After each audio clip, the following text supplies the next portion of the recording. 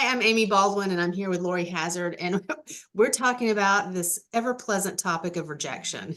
So, all kinds of rejection too. We're going to talk about getting rejected from the school you wanted to attend, getting rejected maybe romantically, getting rejected from an organization that you want to be a part of. Maybe it's a Greek organization or a special student organization on campus.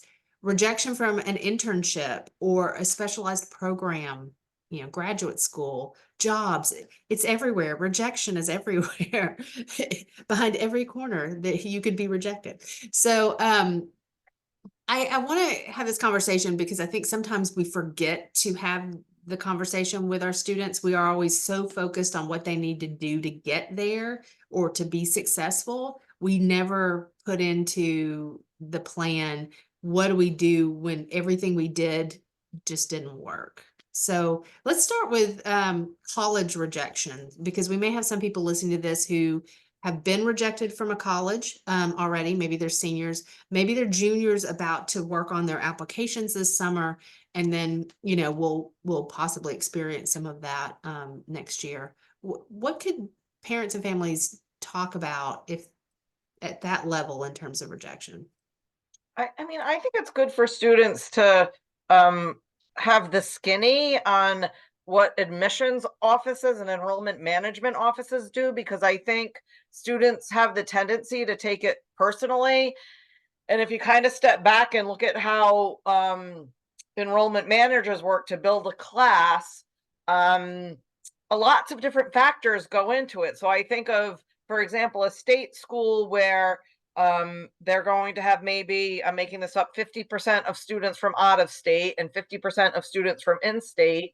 Then if they're thinking about their in-state students, they want to take a certain number of students from each demographic in that state, each area of that state, so it's sort of fair to those students. And then they have students that they have to fill a class with different majors. They have diversity considerations. There are all different considerations that colleges and universities have to build a class, that sometimes it could be one of those factors that created the rejection and not necessarily what the student looked like on paper within the parameters of their test scores and high school grades and activities and Mhm. engagement and community service and all of those kinds of things. So I think they need to know that enrollment managers have a They have a call to tough build a job. certain type of class for that particular school, and sometimes those factors roadblock one or two students from getting in, and it doesn't seem to make any sense from the student's perspective. Yeah. And you just made me think more so than any other example of rejection that we gave at the top of this. There are sometimes mechanisms in place at universities and colleges for you to appeal rejections. So if for some reason somebody's rejected from getting into an institution, look and see if they have an appeals process. And I worked on an appeals committee at my institution where students would get rejected because of test scores and GPA. So it'd be, pretty standard. This is what we expect. And if you didn't meet that, you didn't get, and oftentimes there were some extenuating circumstances that just were hard to tell from the application. And so they would write letters explaining and, giving us more information. And a lot of times those were very persuasive because it allowed us to see the bigger picture. And so if there is a mechanism in place, and I would imagine most universities and colleges have something like that. Would that be Yeah. fair to say? Yeah. And I think, like, as I was talking about before, a lot of times students tend to compare themselves to other students and say, well, this one got into that college and that program last year, and we went to high school together, and I can't understand why I didn't. And Right. students don't understand that last year, maybe there were only 80 applicants for X number of spots, and this year there was 120. And so, Right. um, in some ways, it is a numbers game, and you want students to understand that sometimes their profile can get caught up in some of that kind of stuff, and it's not always a commentary on them as an individual. No, definitely. So, handling that kind of rejection, especially if there are other offers, or other opportunities makes it a little easier. But what if a student gets onto their dream, gets to the dream school? And I'm thinking about a particular person I know who went to a school on the East Coast, got in, super smart guy, super just, checked all the boxes in terms of the kind of work he did in high school. And he went to apply for student organizations. These were not Greek organizations at all, but just volunteer organizations, special clubs. And he got rejected from every single one of them.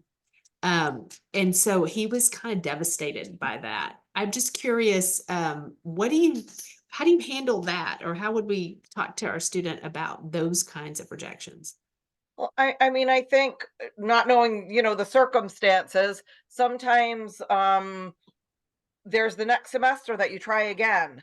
And you kind of just reframe your thinking and say, well, if during my first semester I got rejected from this experience or this club or this organization, then maybe it's sort of a signal to me that concentrate on my schoolwork and getting adjusted to college, and there's always an opportunity next semester to try again. I think of like the what you just described reminds me of sports teams like in high school, right? Oh if yeah, true. if they try out for a team and they didn't make it that particular time frame, that there's an opportunity to try again at another time frame.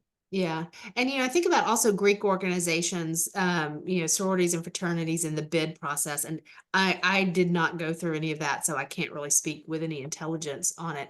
But, I know that that rejection is kind of inherent and built into that kind of thing.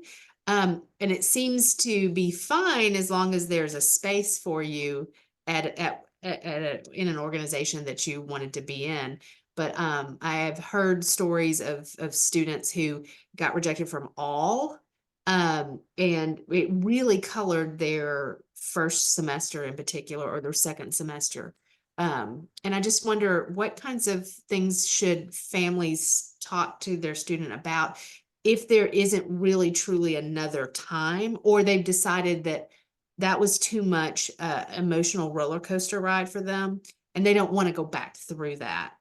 Does that make sense? Yeah, I mean, I think if students need to, that old cliche, they need to know the nature of the beast, and that's inherent in some of the way that Greek life and those organizations work. But I think it's important for students to explore all of the different kinds of opportunities on college and university campuses. That Greek life is not the only Mm. way to engage and socialize. There are lots of other opportunities, and students should be aware of all of those. And there's at all colleges and universities some kind of student activity or campus engagement office. They're named different things, but often on those websites they will list all of the different clubs and organizations. So I think students should take a look at that and say, like, maybe I'm interested in Greek life, but what are 3 or 4 other things that I might be interested in should this not pan out, and be ready for that possibility. Yeah, and that kind of not put all of your hopes and dreams into one thing, Yeah. because then something better may come along that you were able to participate in that you wouldn't have been able to had you been in that particular organization. Um, what about other experiences that a college student may have, like internships, um, on-campus jobs? I know my son in particular, applied for several internships, got none of them at all. Um, and we kind of push students to find these kinds of experiences, and we tell them that they're crucial to their ability to build some job skills and to look good after graduation. And so I kind of wonder now, if we have communicated those kinds of things with students, how is it going to pan out if they don't get them, and then what do we do? Yeah.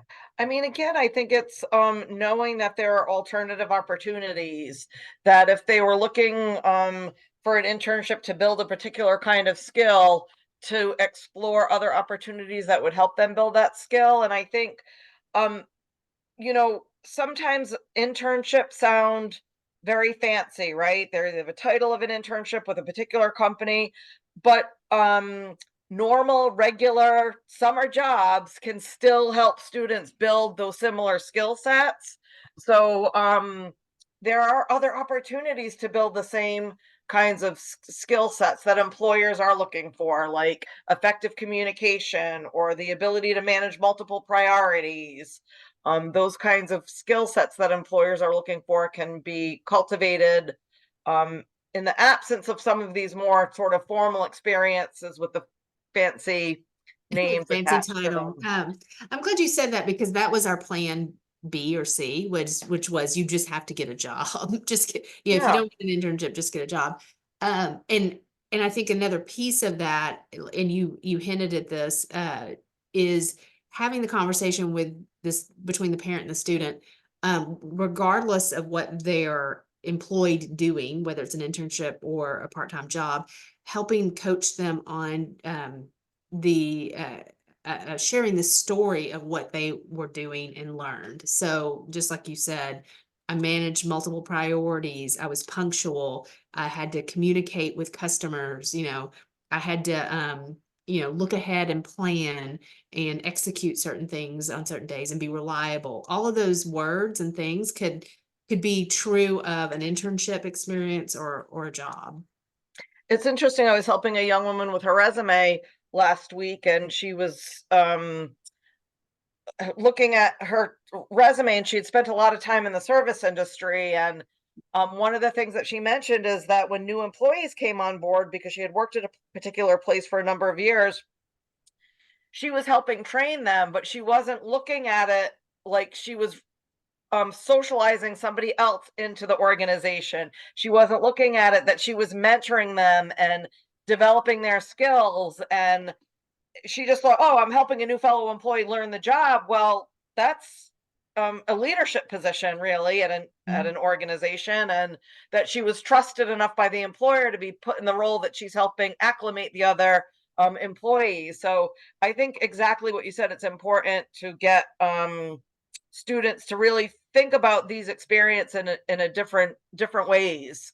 Mhm. And I like the old rule when anybody is experiencing these types of rejections, that question: is this going to matter 5 days from now? Is this going to matter 5 weeks from now? Is this going to matter 5 years from now? So, what they're catastrophizing about at that particular time Mhm. may not be such a disaster in the future. Yeah. And you're talking about like how to look at how to look at the rejection through certain lenses makes me also think you know, you and it may take some time for students to feel comfortable doing this, but they'll have a story to tell. And the story could be I was rejected from this thing, and then I use that to drive myself, to motivate myself to work harder, to network better, or to do certain things, so that I could continue to achieve in this pathway. Or it could be I got rejected from this thing and it made me rethink where I wanted to be and go and how to grow. And so I pivoted. I did something different. So either way, you can tell a good story about that if you choose to. So final type of rejection. We didn't talk about relationship rejection. Maybe we won't talk about that. Um, you know, seek counseling if you need it. Chances are they weren't that into you, you know. Uh, There's a movie with that title. yeah, move on. But what about like we have a nursing program. A lot of students come in their freshman year wanting to get into it. It's highly competitive. Baseline, you have to have a high GPA. And that is not that is irrespective of all the other things you have to have. So touch a little bit about what to do if it's like a specialized program. You thought you were born to be a nurse or you were born to be an engineer, um, and or a job, as well. What kinds of things do families need to know about how how to deal with a student who is, you know, has done all the things, and it's this uh, pathway that they've always felt like they wanted to be on, and the first step to get there is a door closed. Yeah, I mean, I think if the student is certain, for example, you mentioned the pathway of nursing is to really talk to the people who run the program and say, this pathway doesn't seem to be working for me, and this is a field that I really want to get into. Can you help me explore other pathways? And maybe it's at another school or it's Yeah, starting out with another experience. Um, yeah. if they're quite sure that that's what they want to do, students have to know there's not only one pathway to get there. Right. I think that's so important because I will talk to students who get rejected from our program and go, there are nursing programs all over the state. So, and some very close by. So, you know, could you pivot and apply to that program, or maybe do a shorter program? Maybe not, it's not a bachelor's of art, science and nursing, but maybe it's a 2-year program, but it still gets you towards your long-term goal. What about jobs? Uh, you know, right out of the gate, you finish with your engineering or your accounting degree and you get rejected. I think you should really prepare students to anticipate that initially they're probably going to experience a lot of rejections, particularly with entry level sorts of positions. Um, and I think that's where the networking skills come in. And taking advantage of the networks they've either established with family, friends at their institution of higher education. But this is a time where you tell them too that you got to persevere and just keep at it, because it Yeah, could take 6 months to get the job that you're looking for. It could take a year, and yeah, maybe they take something that wasn't their number one choice initially, but they yeah. have something to rely on while they continue to look for what they're really primarily interested in. And you know, this particular type of rejection, more so than any of the ones we've talked about, I think really lend themselves to seeing if you can get feedback on why you were rejected. It doesn't always happen. You know, it's not always possible, but let's say it's a entry level job, you're right out of college, and maybe you don't even get an interview. You know, they've read your resume, they didn't get an interview. Or you get an interview and you're not selected. If they can, if they feel comfortable doing this, you know, it always depends on the type of student, and say, you know, I appreciated the opportunity to apply or to be interviewed. In order to help me improve my skills, would you mind giving me some feedback? Now, Hmm. not all companies are going to do that or feel comfortable doing that. Occasionally, you'll get a gem in the HR office who is kind and understands where the student is coming from. But do you recommend that as another strategy to help? I think it's always great to seek feedback, but as you pointed out, it's not always easy to get that from um, the direct employer, but sometimes there are great job coaching services out there that can do mock interviews and things. And most colleges and universities, their career services office will have those Mhm. kinds of opportunities. Yeah. And that goes back to internships, right? If you um, have a job or an internship, any feedback that you've gotten from employers heretofore, it's good for students to take stock of that Yeah. and and recognize that that feedback can be pulled through to that professional position. Yeah, and I'm glad you mentioned career services because the career services can do so much for students if they use it. But getting them to look back at, you know, if the student's gotten rejected a lot from the resume or interview, having them review those components, especially as alumni, they'll let you do it. As if you haven't graduated from college yet, you're in the process as a senior, they'll obviously do it for you, but I think that is really, really important. I watched family members who have consistently gotten rejected from things, and it's like, has anybody looked at your resume? Has anybody, looked at a cover letter? Have you recorded an interview video for us to critique? Like what could we do to be helpful? Because if you keep doing the same thing over and over again, and this is, for any Right. experience, and you keep getting the same result, it might be that there's something missing that you need to work on. Great advice. Yeah. So being rejected is not the end of the world, right? It is not. It happens to the best of us. It happens to all of us. And as a parent, it may hurt to see your student sad or mad or feeling like a failure or so just remember that there are resources available on the campus if you need it, but also lots of things out there if you plug into it. So may nobody ever be rejected, and if so, may it be a happy rejection. That may be asking a little much, but thank you, Lori.